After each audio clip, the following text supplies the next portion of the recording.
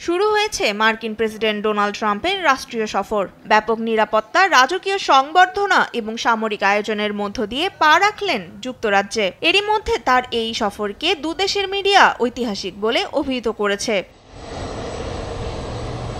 3 দিনের রাষ্ট্রীয় সফরে মঙ্গলবার যুক্তরাজ্যে পৌঁছেছেন মার্কিন প্রেসিডেন্ট ডোনাল্ড ট্রাম্প ও তার স্ত্রী ফার্স্ট লেডি মেলানিয়া ট্রাম্প। তাদের স্বাগত জানাতে উপস্থিত হন পররাষ্ট্রমন্ত্রী ইভেট কুপার, যুক্তরাজ্যে নিযুক্ত মার্কিন রাষ্ট্রদূত ওয়ারেন স্টিফেন্স সহ বিভিন্ন উচ্চপদস্থ কর্মকর্তারা। আমি বুঝি নির্মাণের শিল্প, সালাম স্টিল বোঝে ডিউরেবিলিটি। সালাম স্টিল, মোস্ট ডিউরেবল স্টিল। রাষ্ট্রীয় সফরের অংশ হিসেবে বুধবার উইন্ডসর ক্যাসল ও টাওয়ার অফ লন্ডনে রাজকীয় অভ্যর্থনা জানানো হবে তাকে। রাজা চার্লসের সঙ্গেও বৈঠক করবেন মার্কিন প্রেসিডেন্ট।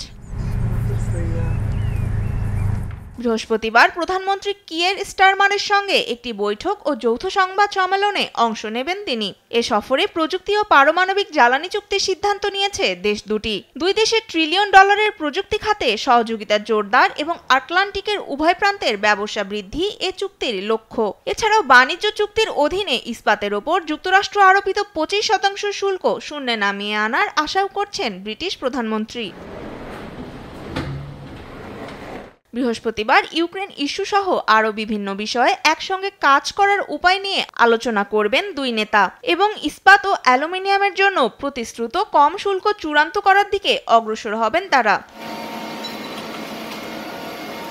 স্টারমারের মুখপাত্র বলেছেন, সফরের সময় একটি বিশ্বমানের প্রযুক্তি অংশীদারিত্ব এবং একটি বড় বেসামরিক পারমাণবিক চুক্তি স্বাক্ষর করবেন ট্রাম্প। যুক্তরাজ্য ও যুক্তরাষ্ট্রের সম্পর্কে এক যুগান্তকারী পরিবর্তন আনার কথাও বলেন তিনি। এছাড়াও প্রতিরক্ষা, নিরাপত্তা ও জ্বালানির ক্ষেত্রেও সম্পর্ক ঘনিষ্ঠ করার আশা করছেন স্টারমার।